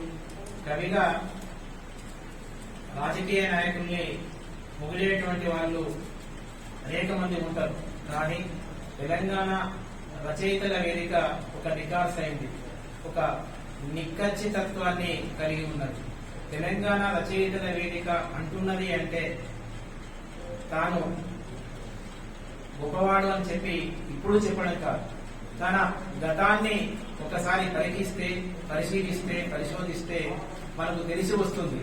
కాళిదాసు లక్ష్మణరావు గారు వారు చేసినటువంటి త్యాగం కానీ పోరాటం కానీ ఇక్కడ ఉన్నటువంటి వాళ్ళలో ఎవరము దాదాపుగా చేయకపోవచ్చు. ఇప్పటికీ కూడా తెలంగాణ ఉద్యమకాలం నుంచి ఇప్పటికీ కూడా అదే పంతాలు కొనసాగుతున్నారు కాళిదాసు లక్ష్మణరావు గారు.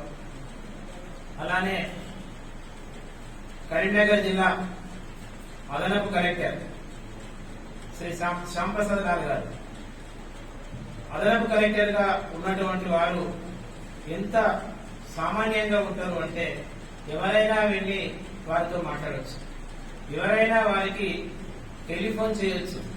తాను పనిలో ఉన్నప్పుడు ఆ ఫోన్ ఎత్తకుంటే మీ మిస్డ్ కాల్ అందులో ఉంటది, ఏ రాత్రి అయినా మళ్ళీ మీకు ఫోన్ వస్తుంది.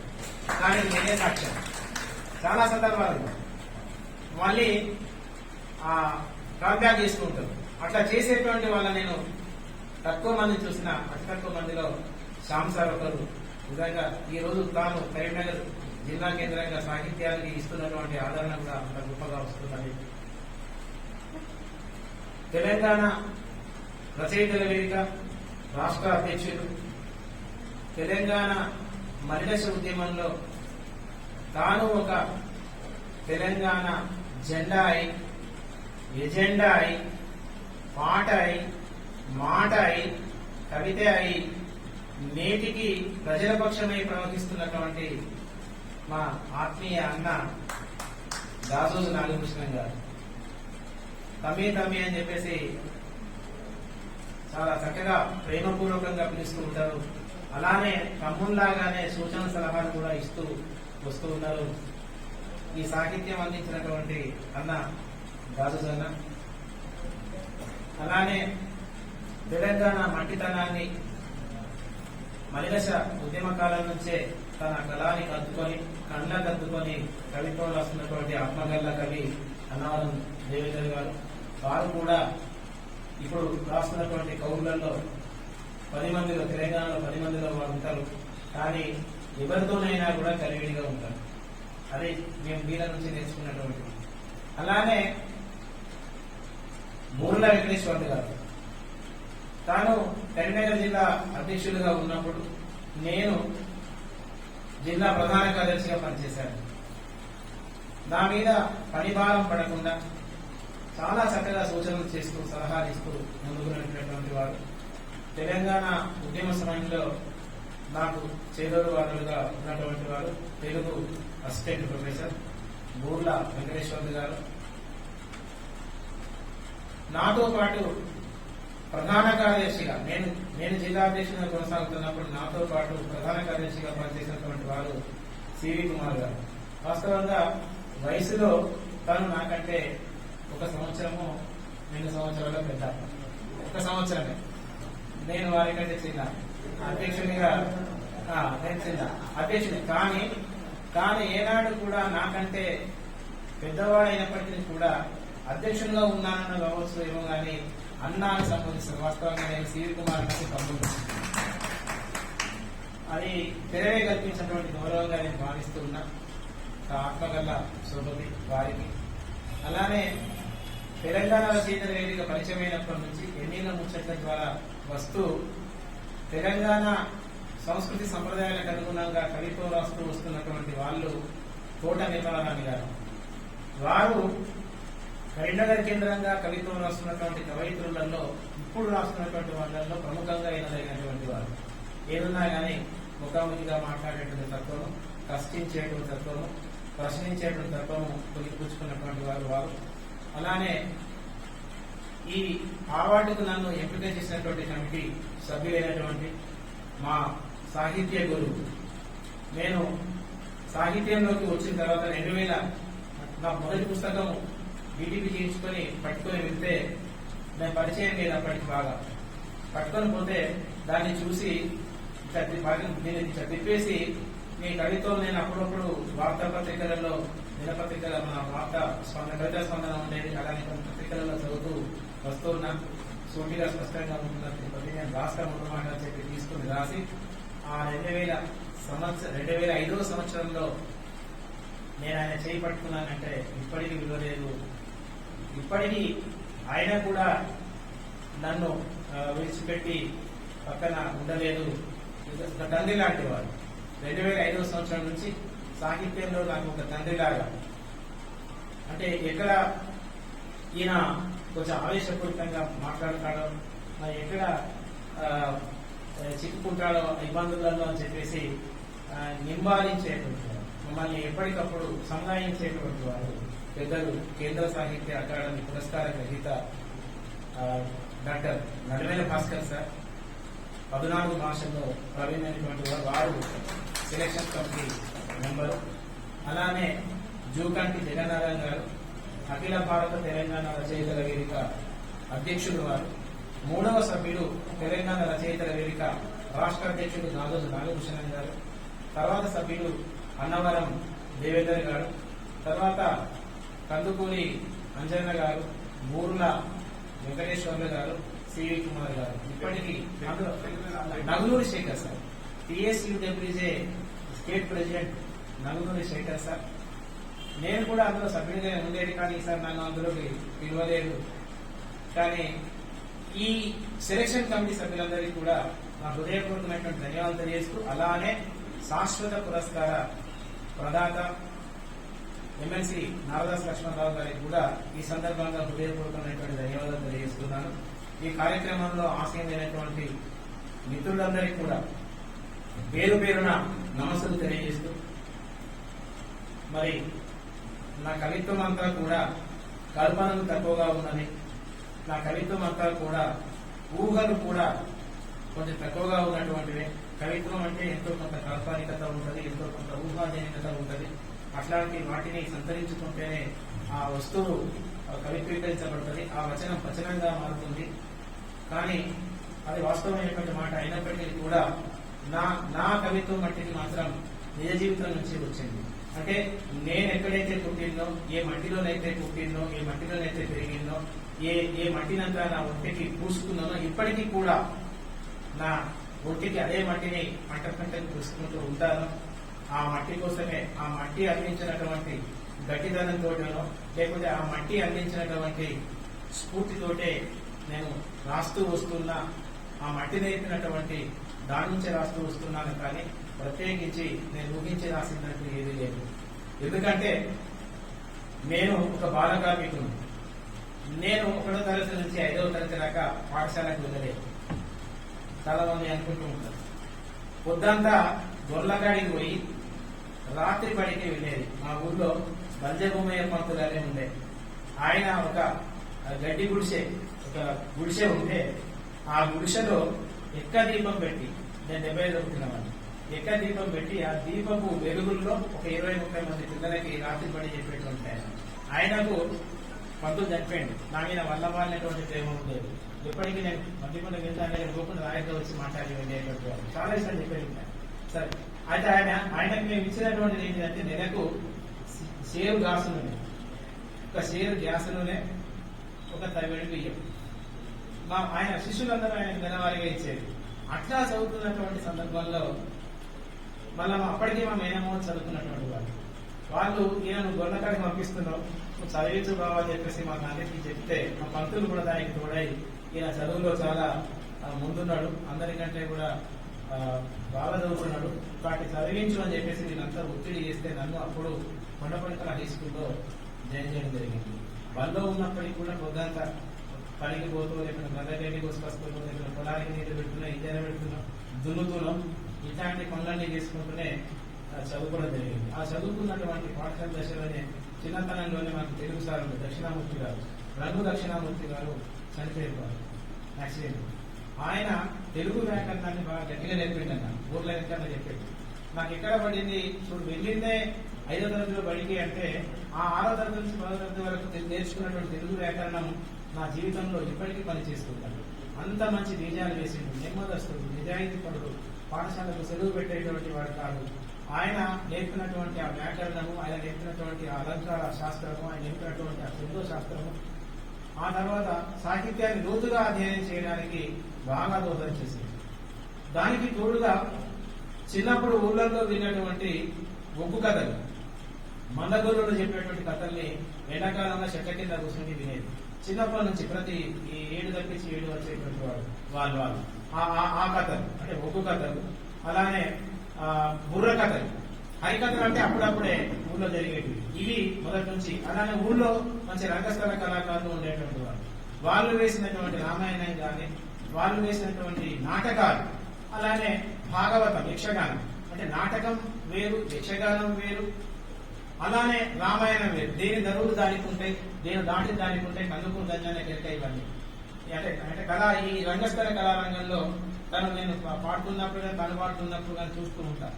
ఇది ఆదికాలం అంటాడు, రూపకకాలం అంటాడు, జపకాలం అంటాడు, ఈ అన్న కాలాలు గుర్తుపడ్డారు. అంటే ఆ యక్షగానంలో, నాటకాలలో, రామాయణంలో ఉన్నటువంటి అట్లా అది చూడడం, చూసిన తర్వాత మళ్ళీ వాళ్ళు కూడా మాకు చెప్పి బాల్యభూమి పంతులు ఏం చేశారంటే, తిరుపతి నువ్వు వస్తే బాగుంటుంది అని చెప్పేసి దగ్గరికి తీసుకోవాలి, మంచిగా కూర్చోబెట్టుకొని చెప్పేటువంటి. అట్లా రంగస్థలంలో కూడా కొన్ని పాత్రలు పోషించడం జరిగింది. అందులో అది గర్వం కాదు కానీ గొప్పగా చెప్పుకోవాల్సిన విషయము, తెలుగులో మొట్టమొదటి యక్షగానం అయినటువంటి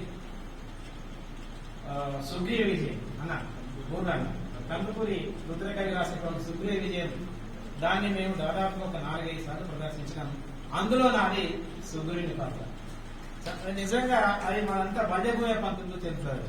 అంతకుముందు చంద్రహాసంలో వేసినటువంటి వేషం కానీ, అందులో విలన్ వేషం అంటే నాకు ఉన్నటువంటి గొంతులు బట్టి వాళ్ళు మొట్టమొదటి నన్ను ప్రతినాయకుని వేషం ఇవ్వడం జరిగింది చంద్రహాసంలో. కొన్ని పాటలు కూడా మన వాళ్ళకి అప్పుడప్పుడు వినిపించడం, ఆనందపడడం కూడా. ఇట్లా అంటే ఒక జానపద సాహిత్యం నుంచే సంస్కృతిని గురించి, సంప్రదాయాల గురించి, అలానే ఒక మంచితనం గురించి, నైతిక విలువలు అన్నీ కూడా అక్కడి నుంచి అంటే.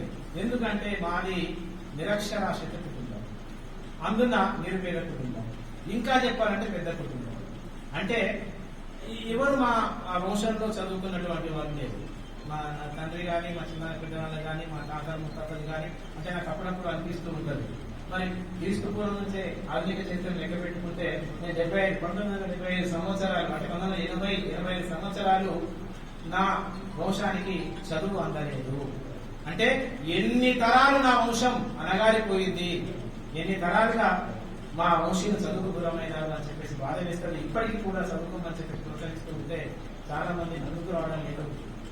మరి అట్లా చదువు గ్రంథాన్ని ఆలస్యంగా అందుకున్నటువంటి వారిగా. అలానే మళ్ళీ శ్రీశ్రీ కవిత్వం మహాప్రస్థానం అయితే నాకు ఒక పారాయణ గ్రంథం అయ్యేది. అంటే ఊళ్ళో ఉన్నటువంటి ఈ సామాజిక అసమానతల కంటే నాకు అప్పుడు ఈ వర్గ అసమానతలు బాగా కనబడేది. సామాజిక అసమానతలకు పెద్దగా ఏర్పడేది కాదు, పెద్దగా ఏర్పడేది. అంటే ఊళ్ళల్లో ఉన్నటువంటి దుడ్డున్నొందే వేరే ఒక సామెత ఉంది మనకి, అలానే నోరున్నొందే ఊరు, అట్లా మద్దికుంటలో కూడా ఉండేది. వాళ్ళు చేసేటువంటి ఆగడాలు కానీ, అన్యాయాలు కానీ అవన్నీ కూడా మంచిగా అనిపించకపోయేది. కొంచెం ఎర్రజెండా అంటే బాగా ఇష్టం ఉండేది. గద్దర్ పాటలు అయితే బాగా విన్నా, గద్దర్ గలం కానీ, గద్దర్ గుండె సప్పులు కానీ, గద్దర్ గర్జన కానీ, జననాట్య మండలి పాటలు పుస్తకం అవన్నీ కూడా అనిపించేది. ఒక్కొక్క అనిపించేది, ఏంది ఈ సమాజం ఇంకా ఇట్లా ఉన్నది, నిజంగా వాళ్ళు చేసేటువంటి పోరాటం సరి అయింది అని చెప్పేసి ఆ కాలంలో భావించుకున్నాం. ఆ మరక కూడా ఒకటి పడింది 1995 సంవత్సరంలో. కానీ మళ్ళీ ఒక బయటపడినాం వేరే రాజకీయ పార్టీ మూలంగా, ఒక వ్యక్తి మూలంగా, తాను వచ్చి మా సరే ఆయన వచ్చి ఏదో చేయడం మూలంగా మొత్తం నేనైతే మళ్ళా చదువు యథావిధిగా కొనసాగుకుంటా వెళ్ళింది. సమాజంలో ఉన్నటువంటి అవకతవకల్ని, సమాజంలో ఉన్నటువంటి వాటిని ఎత్తి చూపడమే కాదు, ఎప్పటికప్పుడు ప్రశ్నించేటువంటి వాళ్ళం. ఊళ్ళో ఉన్నటువంటి దుర్నీతిని, ఊళ్ళో ఉన్నటువంటి దుర్మార్గం రాజకీయాన్ని, అప్పుడు ఉన్నటువంటి ఒక మంత్రి చనిపోయింది మా ప్రాంతంలో, మాజీ మంత్రి. ఆయన మూలంగా అసలు ఉద్యమకారులను కూడా ఆయన కిల్బొమ్మ చేస్తున్నారు. అట్లాంటి ఉద్యమకారులు కూడా అట్లా జరిగింది. అదే మనం దొంగిపోయి వచ్చిన తర్వాత మనం మీరు చేసిన పని ఏంటి, అట్లాంటి ప్రశ్నలు కూడా అక్కడ తలెత్తినాయి. మరి మొదటి నుంచి కూడా అస్తిత్వాన్ని మరవకుండా, నా మూలాలను మర్చిపోకుండా కవిత్వంలో రాస్తూ వస్తూ, అలానే పండితులకు కూడా ఇప్పుడు అందనట్టుగా మొదలు వచన కవితలు రాసి అచ్చు వేసిన తర్వాత కొంత చులకనగా చూడడం, కొంత భావన పండితుల మధ్యన ఎదుర్కోవడం జరిగిందన్న మీరు. అంటే పద్యం రాస్తేనే కవి, కన్నం రాసినటువంటి కవి అంటే అన్ని ఛందస్సులలో పద్యాలు రాయడం జరిగింది. కన్నకావ్యం వేయడానికి సిద్ధంగా ఉంది. అలానే కరీంనగర్ కన్నాలు అని చెప్పేసి ఉమ్మడి కరీంనగర్ జిల్లా చరిత్ర మల్లేశ్వరి గారు రాసినటువంటి ఆ గ్రంథం ఉంది కదా, దాని ఆధారంగా అంతా కూడా చదివి, అంటే ఉమ్మడి కరీంనగర్ జిల్లా చరిత్ర అంతా కూడా అవగాహనకు వచ్చి కరీంనగర్ కందాలని చెప్పేసి కూడా రాసి ఉండడం జరిగింది. కానీ శతకాన్ని మాత్రం వచ్చేసాము. ఆ తర్వాత తెలంగాణ మలిదశ ఉద్యమ ప్రభావం, ఆ తెలంగాణ భాష మన పుట్టుకతోటే వచ్చింది. కానీ బడి పలుకులు ఏం చేసినాయి అంటే మన పలుకుబళ్ళ భాషను ఏం చేసినాయి. బడికి పోయినప్పుడు నేను ఇంటికాడ మాట్లాడుతున్నట్టే బల్లె మాట్లాడేది, ప్రశ్న జవాబులు రాసేటప్పుడు కూడా ఇంటికాడ మాట్లాడుతున్నటువంటి భాషనే గప్పుడు గిప్పుడు గట్టన ఇట్లాంటి మాటలే వాడుతూ రాస్తే మా సార్ ఏం చేసేది, వాటిని కింద గీతలు పెట్టుకుంటా బొగ్గల్లో రాయిస్తుంటే ఎట్లా కూడా ఇవి రాయడం అని చెప్పేసి ప్రామాణిక భాషలోకి అడుగుపెట్టినట్టుగా చేయడం జరిగింది. బడి దశలోనే పోయింది. కానీ మలిదశ ఉద్యమం వల్ల మన భాషను యాడ్ చేసింది. మలేష ఉద్యమం వల్ల మన మూలాల్లోకి తీసుకెళ్ళింది. ఆ అందరి ప్రోత్సాహంతో, ప్రోద్బలంతో, అట్లాంటి అస్తిత్వవాదంతో కూడుకున్నటువంటి కవిత్వం రాస్తూ వస్తూ ఉన్నాము. మరి ఈ సందర్భంగా అలిశెట్టి ప్రభాకర్ గారికి సంబంధించినటువంటి స్మారక సాహిత్య పురస్కారాన్ని తీసుకోవడం అంటే నాకు అన్న రాజులన్న మొదలు ఫోన్ చేయగానే చెప్పిన, అన్న నాకైతే భయం అనిపిస్తున్నది, నిజంగా నేను మోస్తానా. మరి అలిశెట్టి అంటే ఒక ఉగ్రరూపం, అలిశెట్టి అంటే ఒక అగ్గిబరాట. అలిశెట్టి ఆ అక్షరాలనే నక్షత్రాలుగా చేసి ప్రకాశించిన ప్రభాకరుడు, సూర్యుడు. ఆయన సూర్యుని మూలంగా నక్షత్రాలు ప్రకాశిస్తాయి కాబట్టి అక్షరాలకి అట్లాంటి మెరుపు, అట్లాంటి దగలు, అట్లాంటి వేడిని పుట్టించినటువంటి కవి అలిశెట్టి ప్రభాకరుడు. కాబట్టి దాన్ని నిలబెట్టాలంటే నిజంగా ఒక భయమే అయింది.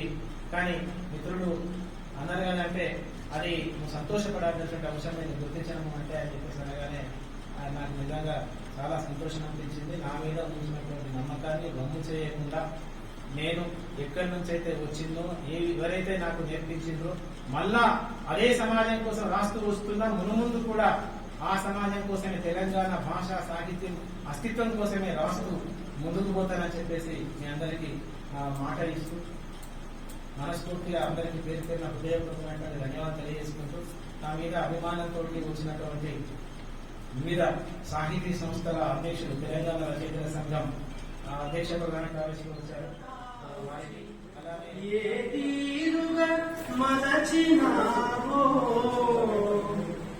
రెడ్డి రాజుల పారాని వన్నెలు తేలు అలలతో ఎవ్వంకి పులికినావో చాళుక్యను బదుల సంఘర్షణో కలువకు పడి ఎంత చిరికినావో భద్రగిరి రామ పాదుకా స్పర్శనంకు గగన నెట్టిన కోటి లింగాల పూజ కలసి పయనించు హంసికాగమనం నీవు గౌతమీ గంగ సమాన పుకట్ల తిరుపతన్నా మీకు సాహిత్య పురస్కార ప్రదాన శుభాకాంక్షలివే.